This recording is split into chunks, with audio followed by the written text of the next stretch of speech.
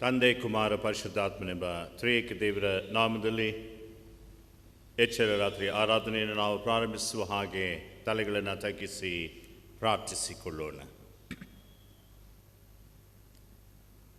ವರ್ಷವಿಡೀ ಕಾದು ನಡೆಸಿದಂತಹ ನಮ್ಮ ಪರಮ ತಂದೆಯಾದ ದೇವರೇ, ನಿನ್ನ ಅಗಮ್ಯ ನಡೆಸುವಿಕೆಗೋಸ್ಕರವಾಗಿ ನಾವು ನಿನ್ನನ್ನು ಸ್ತೋತ್ರಿಸಿ ಕೊಂಡಾಡುವರಾಗಿರುತ್ತೇವೆ. ಅನೇಕರಿಗಿರದಂತಹ ಸುವರ್ಣ ಅವಕಾಶವನ್ನು ಈ ಮಾಧ್ಯಮದ ಮೂಲಕ ಮನೆಗಳಿಗೆ ಸ್ವಾಮಿ ನಿನ್ನ ವಾಕ್ಯ ತಲುಪುವುದರ ಮೂಲಕ ಹಿರಿಯರು ಕಿರಿಯರು ಕುಟುಂಬವಾಗಿ ಕೂತು ನಿನ್ನನ್ನು ಆರಾಧಿಸುವಂತಹ ಈ ಸಮಯವನ್ನು ಕೊಟ್ಟದಕ್ಕೋಸ್ಕರವಾಗಿ ನಾವು ನಿನ್ನನ್ನು ವಂದಿಸುತ್ತೇವೆ. 2020 ವರ್ಷದ ಅಂತ್ಯದಲ್ಲಿದ್ದೇವೆ ಸ್ವಾಮಿ. ನೂತನ ವರ್ಷವನ್ನು ನಾವು ಪ್ರವೇಶಿಸಲಿಕ್ಕೆ ಇರುವಂತಹ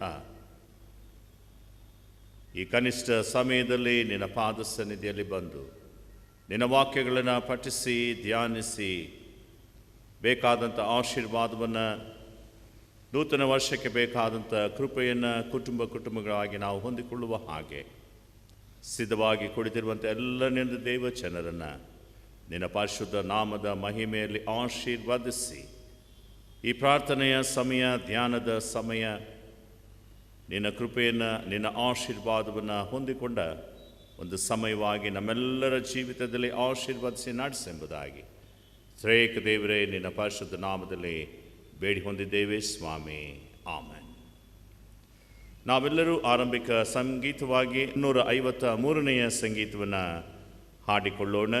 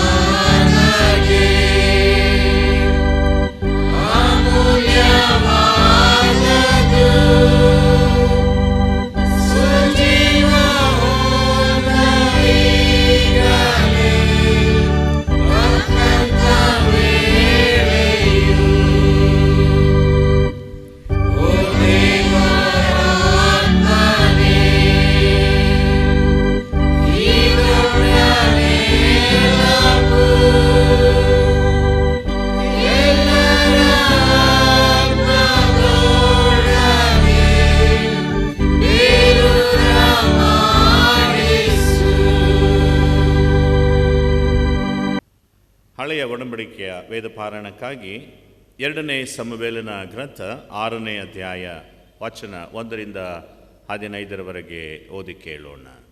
ಮೊದಲನೆಯ ವೇದ ಪಾರಾಯಣಕ್ಕಾಗಿ ಆರಿಸಿಕೊಂಡಿರುವ ವೇದ ಭಾಗವು 2ನೇ ಸಮುವೇಲ 6ನೇ ಅಧ್ಯಾಯ 1ರಿಂದ 15 ವಚನಗಳವರೆಗೆ. 2 Samuel chapter 6 verses from 1 to 15.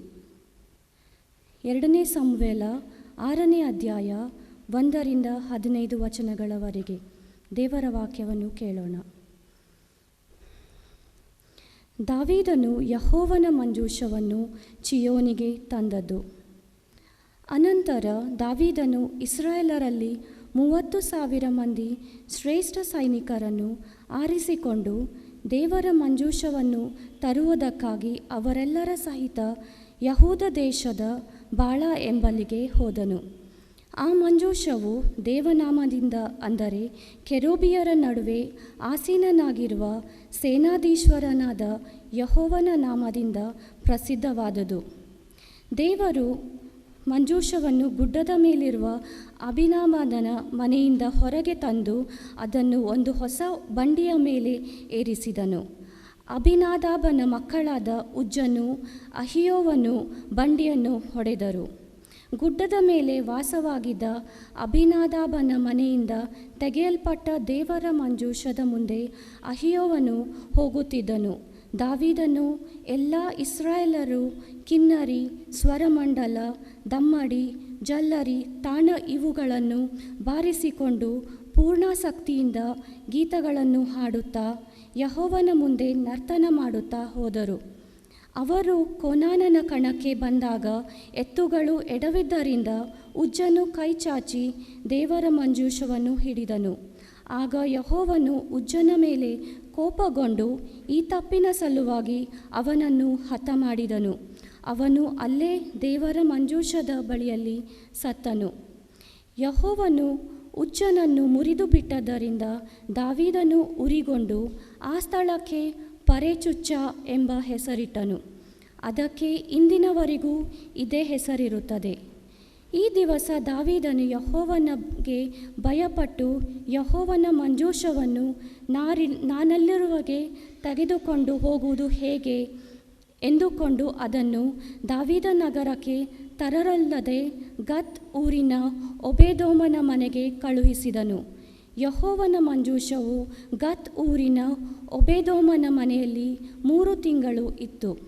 ಆ ಕಾಲದಲ್ಲಿ ಯೆಹೋವನು ಅವನನ್ನು ಅವನ ಮನೆಯವರೆಲ್ಲರನ್ನೂ ಆಶೀರ್ವದಿಸಿದನು. ಯೆಹೋವನು ಹೀಗೆ ತನ್ನ ಮಂಜೂಷದ ದೆಸೆಯಿಂದ ಓಬೇದೋಮನನ್ನು ಅವನಿಗಿರುವುದೆಲ್ಲವನ್ನು ಆಶೀರ್ವದಿಸಿದ್ದಾನೆಂಬ ವರ್ತಮಾನವು ದಾವೀದನಿಗೆ ಮುಟ್ಟಿದಾಗ ಅವನು ಹೋಗಿ ಓಬೇದೋಮನ ಮನೆಯಲ್ಲಿದ್ದ ದೇವರ ಮಂಜೂಷವನ್ನು ಉತ್ಸವದಿಂದ ದಾವೀದ ನಗರಕ್ಕೆ ತಂದನು. ಯೆಹೋವನು ಮಂಜೂಷವನ್ನು ಹೊತ್ತುಕೊಂಡು 6 ಹೆಜ್ಜೆ ನಡೆದ ನಂತರ ದಾವೀದನು ಒಂದು ಎತ್ತನ್ನು ಕೊಬ್ಬಿದ ಕರುವನ್ನು ಯಜ್ಞ ಮಾಡಿದನು. ದಾವೀದನು ನಾರಿನ ಏಫೋದನ್ನು ಧರಿಸಿಕೊಂಡವನಾಗಿ ಯೆಹೋವನ ಸನ್ನಿಧಿಯಲ್ಲಿ ಪೂರ್ಣಾಸಕ್ತಿಯಿಂದ ಕುಣಿದಾಡಿದನು. ಹೀಗೆ ದಾವೀದನು ಎಲ್ಲ ಇಸ್ರಾಯೇಲರು ಅರ್ಭಟಿಸುತ್ತಾ ತುತ್ತೂರಿ ಊದುತ್ತಾ ದೇವರ ಮಂಜೂಷವನ್ನು ತಂದರು. ದೇವರು ಈ ವಾಕ್ಯಗಳನ್ನು ಆಶೀರ್ವದಿಸಲಿ. ಈ ದಿನಕ್ಕೆ ನೇಮಕವಾದಂತಹ ವೇದ ಪಾರಾಯಣ ಪೌಲನು ಕೊಲೊಸ್ಸೆಯವರಿಗೆ ಬರೆದ ಪತ್ರಿಕೆ 3ನೇ ಅಧ್ಯಾಯ ವಚನ 12-17 ಓದಿ ಕೇಳೋಣ. Today's second reading is taken from the letter of Paul to the Colossians, chapter 3, verses 12 to 17. The letter of Paul to the Colossians, chapter 3, verses 12 to 17.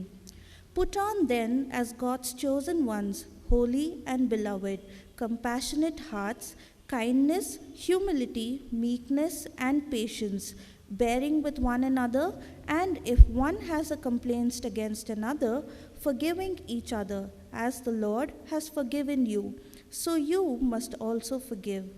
And above all these, put on love, which binds everything together in perfect harmony. And let the peace of Christ rule in your hearts, to which indeed you were all called in one body. And be thankful. Let the word of Christ dwell in you richly, teaching and admonishing one another in all wisdom, singing psalms and hymns and spiritual songs with thankfulness in your hearts to God. And whatever you do, in word or deed, do everything in the name of the Lord Jesus, giving thanks to God the Father through him. Here ends the reading. Praise be to God. ನಾವೆಲ್ಲರೂ ಮನೆಯಲ್ಲಿಯೇ ಕುಳಿತಿರುವ ಹಾಗೆ ದೇವರನ್ನ ಸ್ತುತಿಸಿ ಕೊಂಡಾಡುವ ಹಾಗೆ ಹಾಡಿಕೊಳ್ಳುವ ಕೀರ್ತನೆಯಲ್ಲಿ 153ನೆಯ ಕೀರ್ತನೆಯನ್ನು ಹಾಡಿಕೊಳ್ಳೋಣ.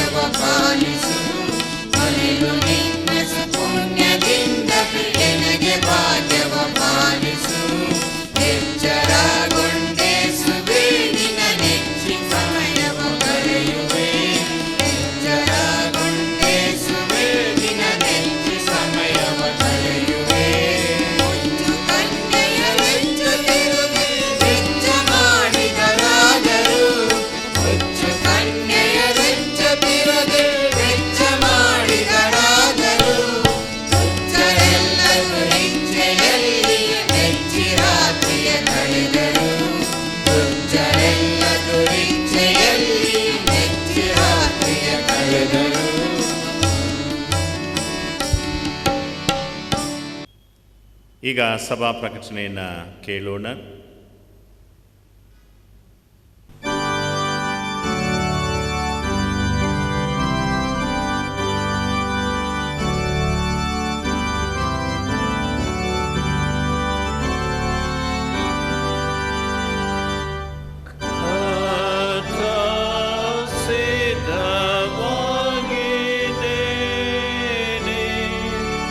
Nana Kudamata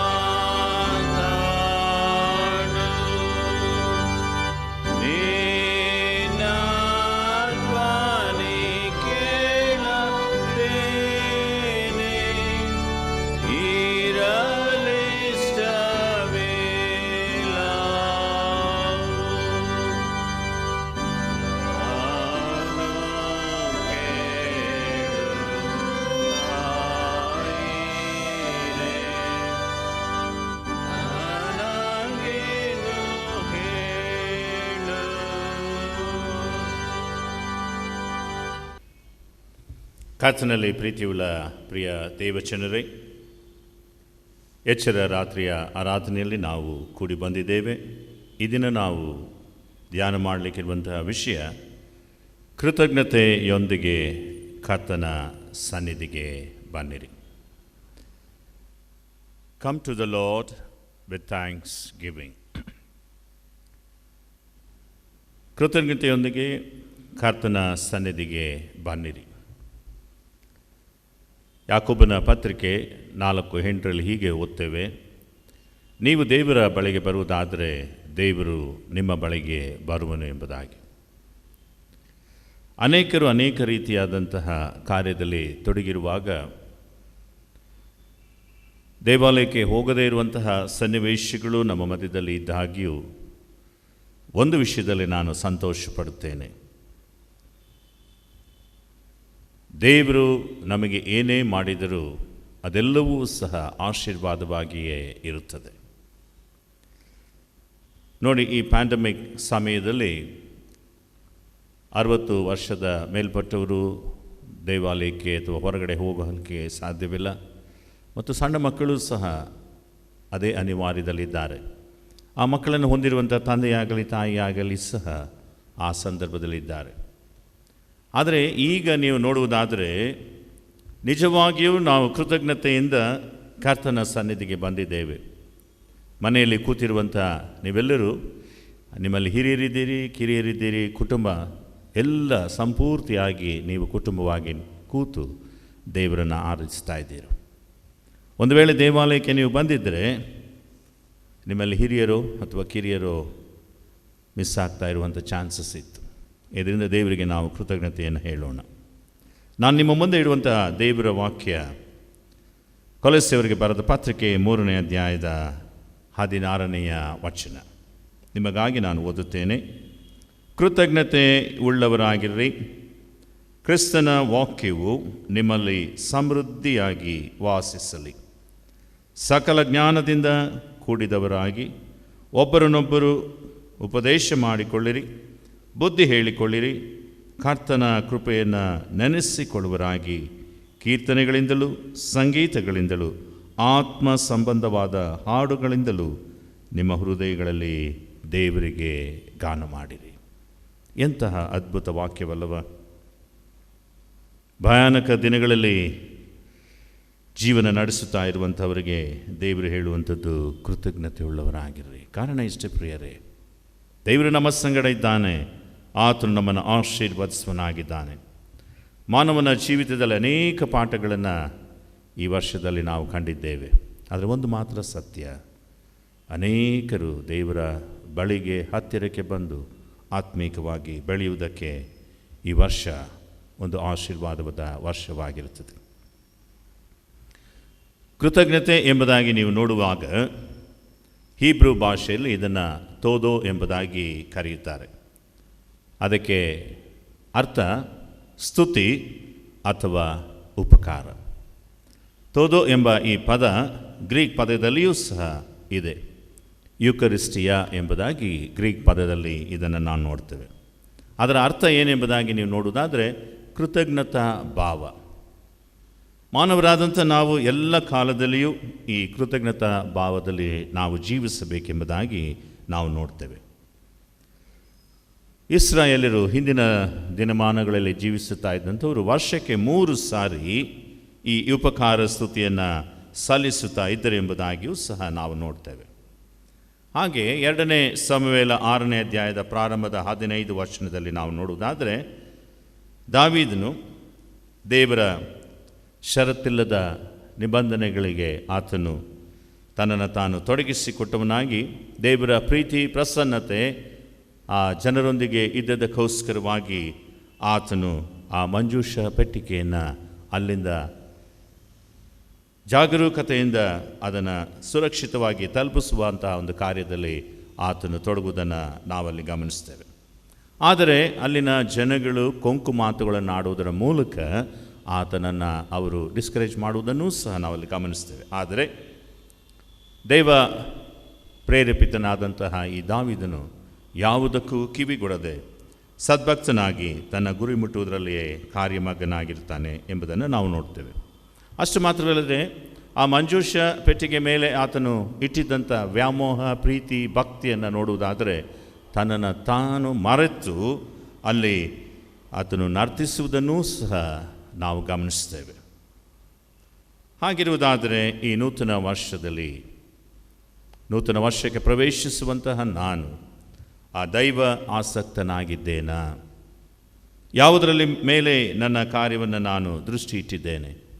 ದೇವರು ನನ್ನ ಸಂಗಡ ಇದ್ದಾನೆ, ದೇವರು ನನ್ನನ್ನು ನಡೆಸಿದ್ದಾನೆ ಎಂಬುದಾಗಿ ದಾವೀದನು ಹೇಗೆ ದೇವರನ್ನು ಸ್ತುತಿಸಿದನೋ ಅದೇ ರೀತಿಯಲ್ಲಿ ವರ್ಷದ ಅಂತ್ಯದಲ್ಲಿರುವಂತಹ ನಾವು ನಮ್ಮ ಪಾಪವನ್ನು ದೇವರ ಮುಂದೆ ತಂದು ದೇವರೇ ಕ್ಷಮಿಸು ಎಂಬುದಾಗಿ ಕೇಳುವರಾಗಿದ್ದೇವಾ? ಈ ವರ್ಷದ ಅಂತ್ಯದ ಕಾಲದಲ್ಲಿರುವಂತಹ ನಾವು ಇಡೀ ವರ್ಷವನ್ನು ನಮ್ಮ ಮನಸ್ಸಿಗೆ ತೆಗೆದುಕೊಂಡು ಅವಲೋಕಿಸಬೇಕಾದಂಥ ವಿಷಯಗಳು ಅನೇಕವಾಗಿವೆ. ಅಷ್ಟೇ ಅಲ್ಲದೆ ಕ್ಷಮಾಪಣೆ ಕ್ರೈಸ್ತ ಬೆಳವಣಿಗೆಗೆ ಅದು ಅಡಿಪಾಯವಾಗಿರುವುದನ್ನು ಸಹ ನಾವು ಗಮನಿಸ್ತೇವೆ. ಹಾಗಿರುವುದಾದರೆ 13ನೇ ವಚನವನ್ನು ನಾವು ಗಮನಿಸುವುದಾದರೆ, ಮತ್ತೊಬ್ಬನ ಮೇಲೆ ತಪ್ಪು ಹೊರಿಸುವುದಕ್ಕೆ ಕಾರಣವಿದ್ದರೂ ತಪ್ಪು ಹೊರಿಸದೆ ಒಬ್ಬರಿಗೊಬ್ಬರು ಸೈರಿಸಿಕೊಂಡು ಕ್ಷಮಿಸಿರಿ. ಈ ಕ್ಷಮಾ ಮನೋಭಾವ ನನ್ನ ಜೀವಿತದಲ್ಲಿ ಇದೆಯಾ? ಈ ಕ್ಷಮಾಪಣೆಯನ್ನು ನಾನು ಹೊಂದಿಕೊಂಡಿದ್ದೇನಾ? ನೂತನ ವರ್ಷದಲ್ಲಿ ಅದನ್ನು ಅನೇಕರಿಗೆ ತಿಳಿಸುವಂಥ ಕಾರ್ಯದಲ್ಲಿದ್ದೇನೆ. 13ನೇ 12ನೇ ವಾಕ್ಯ ಹೇಳ್ತಿದೆ, ಹೀಗಿರಲಾಗಿ ನೀವು ದೇವರಿಂದ ಆರಿಸಿಕೊಂಡವರು, ಪ್ರತಿಷ್ಠಿತರು, ಪ್ರಿಯರು ಆಗಿರುವುದರಿಂದ ಕನಿಕರ, ದಯೆ, ದೀನಭಾವ, ಸಾತ್ವಿಕತ್ವ, ದೀರ್ಘಶಾಂತಿ ಎಂಬ ಸದ್ಗುಣಗಳನ್ನು ಧರಿಸಿಕೊಳ್ಳಿರಿ. ವರ್ಷದ ಅಂತ್ಯದಲ್ಲಿರುವಂತಹ ದೇವಜನರೇ, ಈ ಎಲ್ಲ ಸದ್ಗುಣಗಳನ್ನು ದೇವರು ನಮ್ಮಿಂದ ಅಪೇಕ್ಷೆ ಪಡುವನಾಗಿದ್ದಾನೆ. ದೇವರಿಗೆ ಮೆಚ್ಚುವ ಜೀವಿತವನ್ನು 2021ರಲ್ಲಿ ಹಮ್ಮಿಕೊಳ್ಳುವಂಥ ಯೋಚನೆಯಲ್ಲಿ ನಾನು ನೀವಿದ್ದೇವ. ಅದು ನಮ್ಮ ಒಂದು ಗುರಿಯಾಗಿರ್ತದೆ. ಪವಿತ್ರತೆ ಮತ್ತೊಂದು ಜೀವನದ ಶೈಲಿಯಾಗಿ ಕಂಡುಬರುತ್ತದೆ. ದೇವರಿಗೆ ಗೌರವ ತರುವಂತಹ ಸಾಕ್ಷಿಯ ಜೀವಿತ. ಈ ಸಾಕ್ಷಿಯ ಜೀವಿತ ಎಂಬುದಾಗಿ ನಾವು ಹೇಳುವಾಗ ನಾನು ದೇವರಿಗೆ ಲೆಕ್ಕ ಕೊಡಬೇಕೆಂಬುದಾಗಿಯೂ ಸಹ ನನಗೆ ಅರಿವಿರಬೇಕು. ಮತ್ತು ನನ್ನ ಜೀವಿತದಲ್ಲಿ ಕ್ರಿಸ್ತನನ್ನು ನಾನು ಆಶ್ರಯಿಸಿ ಜೀವಿಸುತ್ತೇನಾ ಎಂಬುದನ್ನು ಸಹ ನಾನು ಮನಗಣ್ಣಬೇಕಾಗಿರ್ತದೆ. ಇದಲ್ಲದೆ ಇದರೆಲ್ಲದರ ಮೇಲೆ ಪ್ರೀತಿಯನ್ನು ಧರಿಸಿಕೊಳ್ಳಿರಿ, ಅದು ಸಮಸ್ತವನ್ನು ಸಂಪೂರ್ಣ ಮಾಡುವಂತಹ ಬಂಧವಾಗಿದೆ. ದೇವರಿಂದ ನಮಗೆ ಬರುವಂತಹ ಆ ಪ್ರೀತಿ, ಅಗಪೆ, ಅನ್ಕಂಡೀಷನಲ್ ಲವ್ ನಮ್ಮನ್ನು ಪವಿತ್ರದ ಜೀವಿತದ ಕಡೆಗೆ ನಡೆಸುವಂಥದ್ದಾಗಿರುತ್ತದೆ. ಆ ಜೀವಿತ ನಮ್ಮದಾಗಿರಲಿ. ನೀವು ಒಂದೇ ದೇಹಕ್ಕೆ ಸೇರಿದವರಾದ್ದರಿಂದ ಸಮಾಧಾನದಿಂದಿರುವುದಕ್ಕೋಸ್ಕರವಾಗಿ ಕರೆಯಲ್ಪಟ್ಟಿದ್ದೀರಿ. ಇಂದು ಅನೇಕ ಕಡೆಗಳಲ್ಲಿ ಸಮಾಧಾನ ಇಲ್ಲ ಪ್ರಿಯರೇ. ಕುಟುಂಬದಲ್ಲಿ ಸಮಾಧಾನ ಇಲ್ಲ, ಮನಸ್ಸಿನಲ್ಲಿ ಸಮಾಧಾನ, ವ್ಯಕ್ತಿಯಲ್ಲಿ ಸಮಾಧಾನವಿಲ್ಲ. ಆದರೆ ನಾವು ಸಮಾಧಾನದಿಂದಿರುವುದಕ್ಕೋಸ್ಕರವಾಗಿಯೇ ಕರೆಯಲ್ಪಟ್ಟಿದ್ದೀವಿ. ನಿಮ್ಮ ಹೃದಯಗಳಲ್ಲಿ ಯಜಮಾನನಂತಿದ್ದು ದೇವರು ತೀರ್ಪು ಹೇಳಲಿ. ಇದಲ್ಲದೆ ನಾವು ಸಹ ಕೃತಜ್ಞತೆ ಉಳ್ಳವರಾಗಿರಬೇಕು. ಪ್ರತಿಯೊಂದೊಂದು ವಿಷಯದಲ್ಲಿಯೂ ಕೃತಜ್ಞತೆ ಉಳ್ಳವರಾಗಿರಬೇಕೆಂಬುದಾಗಿ ದೇವರು ಅಪೇಕ್ಷಿಸುತ್ತಾನೆ. ಸುವಾರ್ತೆಯ ವೇದ ಪಾರಾಯಣವನ್ನು ನಾವು ನೋಡುವುದಾದರೆ, ಲೂಕನು ಬರೆದ ಸುವಾರ್ತೆ 17ನೇ ಅಧ್ಯಾಯ 11ರಿಂದ 19. ಅಲ್ಲಿ 13ನೇ ವಚನವನ್ನು ನಿಮ್ಮ ಗಮನಕ್ಕೆ ತರುವುದಕ್ಕೆ ಇಷ್ಟಪಡ್ತೇನೆ. ಅಲ್ಲಿ ಒಬ್ಬ ವ್ಯಕ್ತಿ ಹೀಗೆ ಕೂಗಿಕೊಳ್ತಾನೆ, ಯೇಸುವೆ, ಗುರುವೇ, ನಮ್ಮ ಮೇಲೆ ದಯವಿಡು ಎಂಬುದಾಗಿ ಆತನು ಕೂಗಿಕೊಳ್ತಾನೆ. ಕೂಗಿಕೊಳ್ಳುವನು ಯಾರು ಎಂಬುದಾಗಿ ನೀವು ನೋಡುವುದಾದರೆ ಆತನ ಸಮಾರ್ಯದವನು. ಈ ಘಟನೆ ನಡೆದಿರುವಂಥದ್ದು ಯೆರೂಸಲೇಮಿಗೆ ಪ್ರಯಾಣ ಮಾಡುವಾಗ ಸಮಾರ್ಯ ಗಲಿಲಾಯದ ಸೀಮೆಗಳ ನಡುವೆ ಯೇಸು ಸ್ವಾಮಿ ಹಾದು ಹೋಗುತ್ತಾ ಇದ್ದನೆಂಬುದಾಗಿ ದೇವರ ವಾಕ್ಯದಲ್ಲಿ ನಾವು ಗಮನಿಸ್ತೇವೆ. ಸಮಾರ್ಯ ಸೀಮೆಯಲ್ಲಿ ಕಂಡುಬರುವಂತಹ ವಿಶ್ವಾಸ, ಕೃತಜ್ಞತೆ, ಹೊಸ ಸಂಬಂಧಗಳ ಉಗಮ, ಸಂತೃಪ್ತಿ ಸ್ಥಿರತೆಯ ನಿರ್ಧಾರ, ಮಾನವನ ಜೀವಿತದ ಮೌಲ್ಯಕ್ಕೆ ಒಂದು ನಿಜ ಸ್ಥಿತಿಯ ಸ್ವರೂಪ. ಸಮಾರ್ಯ ಹಾಗೂ ಗಲಿಲಾಯ ಪ್ರದೇಶಗಳಲ್ಲಿದ್ದಂತಹ ಭಿನ್ನಮತೆಯ ಮಹತ್ವದ ಒಂದು ಗೂಢಾರ್ಥ ಇಲ್ಲಿ ಅಡಕವಾಗಿರುವುದನ್ನು ನಾವು ಗಮನಿಸುತ್ತೇವೆ. ಎರಡನೇದಾಗಿ ನಾವು ಗಮನಿಸುವ ಮತ್ತೊಂದು ವಿಷಯ, ವ್ಯಾಧಿ ಕಾಯಿಲೆ ಇಂದ ಸಮಾಜದಿಂದ ದೂರವಾಗಿದ್ದವರು ಈಗ ಸಮಾಜದೊಳಗೆ ಬರುವಂತಹ ಒಂದು ವಿಶೇಷತೆ. ಆ ಕೂಗು ಅಶುದ್ಧತ್ವದಿಂದ, ವ್ಯಾಧಿಯಿಂದ ಬಿಡಿಸಿ ಶುದ್ಧತ್ವಕ್ಕೂ ಪರಿಶುದ್ಧತೆಗೂ ನಡೆಸುವಂತಹ ಒಂದು ಕಾರ್ಯವನ್ನು ನಾವು ನೋಡ್ತೇವೆ. ನಮ್ರತೆಯಿಂದ ಬೇಡಿ ನಂಬಿಗಸ್ತರಾಗಿ ಪಡೆದುಕೊಂಡನು. ದೇವರ ರಕ್ಷಣೆ ಎಲ್ಲ ಜನಾಂಗಗಳಿಗೆ ಇದೆ ಎಂಬುವಂಥದ್ದನ್ನು ಇಲ್ಲಿ ಸ್ವಾಮಿ ಮತ್ತೆ ತಿಳಿಸಿಕೊಡುವುದನ್ನು ನಾವು ಗಮನಿಸ್ತೇವೆ.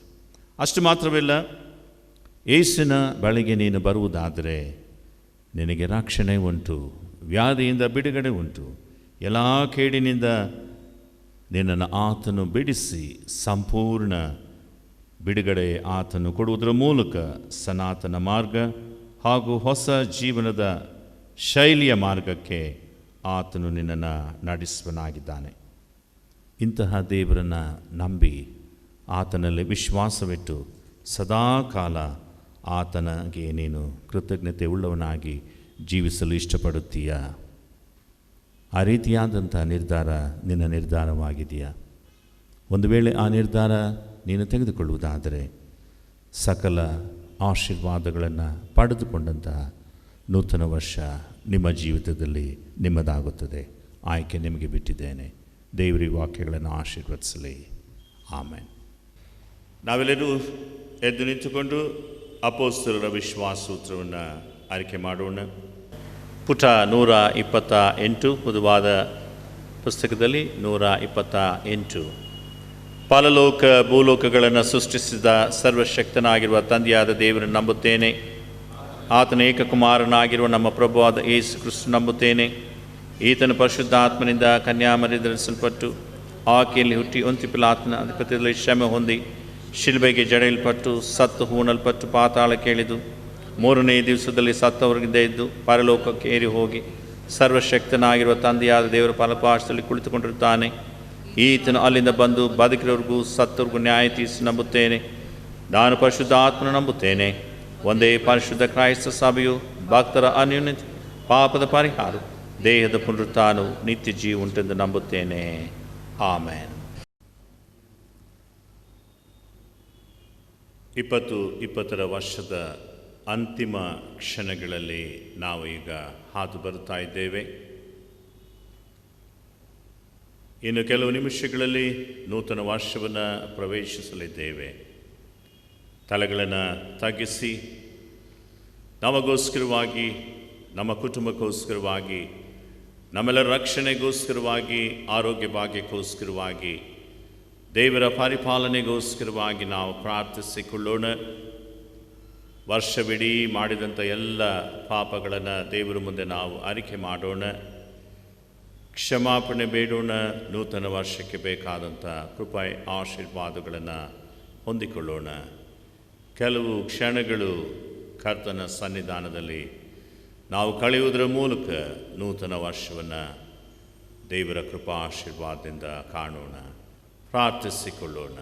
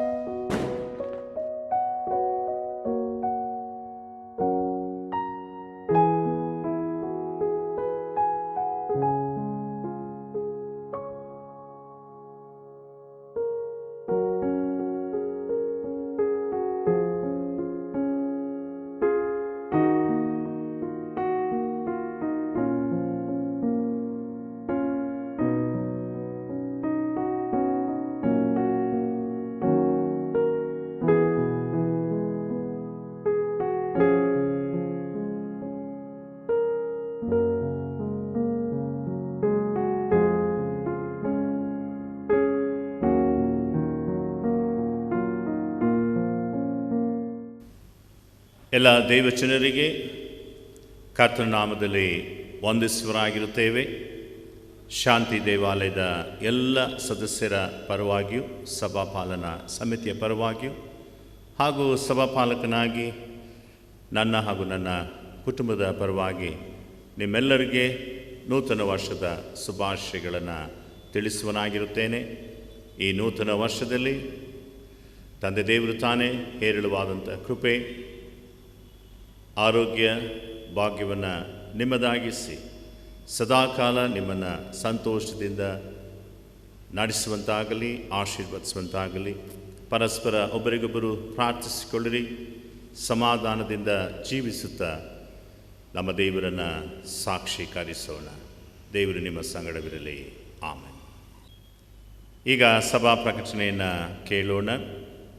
ಸಭಾ ಪ್ರಕಟಣೆಗಳು. ಸಭೆಯವರಿಗೆ ಸಭಾಪಾಲನಾ ಸಮಿತಿಯ ಪರವಾಗಿ ಹೊಸ ವರ್ಷದ ಶುಭಾಶಯಗಳನ್ನು ತಿಳಿಸುವವರಾಗಿದ್ದೇವೆ. Wish you all happy new year.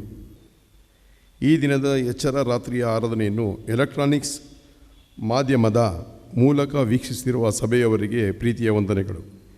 ಈ ದಿನ ದೈವ ಸಂದೇಶವನ್ನು ನೀಡಿದ ಘನ ಜಾರ್ಜ್ ಜಯಪ್ರಭು ಅಯ್ಯನವರಿಗೆ ಸಭೆಯ ಪರವಾಗಿ ವಂದನೆಗಳು. ತಾರೀಕು 1/1/2021 ಬೆಳಿಗ್ಗೆ 8:30 ಗಂಟೆಗೆ ನೂತನ ವರ್ಷದ ಆರಾಧನೆ ಒಡಂಬಡಿಕೆಯ ದಿನವಾಗಿ ನಡೆಸಲ್ಪಡುತ್ತದೆ. ಆರಾಧನೆ ನಂತರ ಕರ್ತನ ಭೋಜನ ಸಂಸ್ಕಾರವು ನಡೆಸಲ್ಪಡುತ್ತದೆ. ಪೂರ್ಣ ಸಭಾಂಗಿಗಳು ಸಿದ್ಧಪಡಿಸಿಕೊಂಡು ಬರುವಂತೆ ವಿನಂತಿ. ಸಭಿಕರು ಮಾಸ್ಕ್ ಧರಿಸಿಕೊಂಡು ಬರುವಂತೆಯೂ ಹಾಗೂ ಸಾಮಾಜಿಕ ಅಂತರ ಕಾಯ್ದುಕೊಳ್ಳುವಂತೆ ವಿನಂತಿ. ತಾರೀಕು 3/1/2021 ಸಂಜೆ 4 ಗಂಟೆಗೆ ಕನ್ಫರ್ಮೇಷನ್ ಕ್ಲಾಸ್ ನಡೆಸಲ್ಪಡುತ್ತದೆ. ದೃಢೀಕರಣದ ಅಭ್ಯರ್ಥಿಗಳು ತಪ್ಪದೇ ಬರುವಂತೆ ವಿನಂತಿ. ತಾರೀಕು 10/1/2021 ಕನ್ಫರ್ಮೇಷನ್ ಸರ್ವಿಸ್ ನಡೆಸಲ್ಪಡುತ್ತದೆ. ಸಭೆಯವರಿಗೆ 2021 ಕ್ಯಾಲೆಂಡರ್ ನೀಡಲಾಗುವುದು. ಸಭೆಯವರು ತಾರೀಕು 1/1/2021 ಆರಾಧನೆ ನಂತರ ಶ್ರೀ ಫ್ರಾಂಕ್ಲಿನ್ ಪ್ರೇಮಾನಂದ್ ಅವರಿಂದ ಬೇಸ್ಮೆಂಟ್ ಹಾಲ್ನಲ್ಲಿ ಪಡೆದುಕೊಳ್ಳುವಂತೆ ವಿನಂತಿ. ಅಂತಿಮ ನಿರ್ಗಮನಕ್ಕಾಗಿ ಹಾಡಿಕೊಳ್ಳುವ ಸಂಗೀತ 35ನೆಯ ಸಂಗೀತ.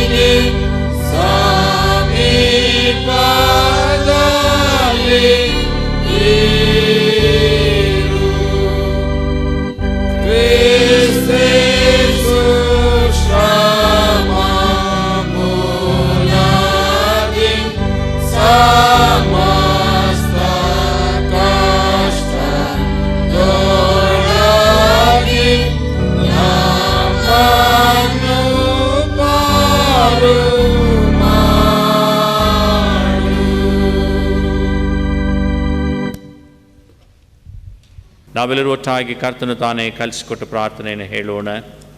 ಪರಲೋಕದಲ್ಲಿರುವ ನಮ್ಮ ತಂದೆಯೇ, ನಾವು ಪರಿಶುದ್ಧವನ್ನು ಎಣಿಸಲ್ಪಡಲಿ, ರಾಜ್ಯವು ಬರಲಿ, ನಿಶ್ಚಿತವು ಪರಲೋಕದಲ್ಲಿ ನೆರವೇರುವ ಪ್ರಕಾರ ಭೂಲೋಕದಲ್ಲಿಯೂ ನೆರವೇರಲಿ. ನಮ್ಮ ಅನುದಿನದ ಆಹಾರವನ್ನು ದಯ ಪಾಲಿಸಿ, ನಮಗೆ ತಪ್ಪು ಮಾಡಿದ್ರು ನಾವು ಕ್ಷಮಿಸಿದ ನಮ್ಮ ತಪ್ಪುಗಳನ್ನು ಕ್ಷಮಿಸಿ, ಅದನ್ನು ಸೋದರಗಳಲ್ಲಿ ಸೇರಿಸಿ ಕೇಳಿಂದ ತಪ್ಪಿಸಿ, ರಾಜ್ಯವು ಬಲವು ಮಹಿಮೆಯು ನಿನ್ನದೇ. ಆಮೆನ್. ಕರುಣೆಯುಳ್ಳ ದೇವರ ಕೃಪಾಶಯಕ್ಕೂ ಪರಿಪಾಲನೆಗೂ ನಾವು ನಿಮ್ಮನ್ನು ಒಪ್ಪಿಸಿಕೊಡುತ್ತೇವೆ.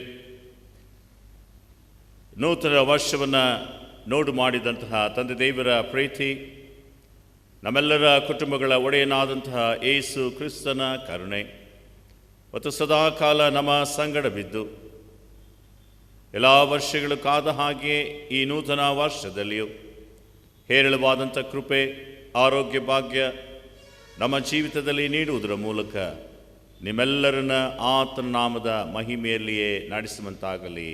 ಆಮೆನ್.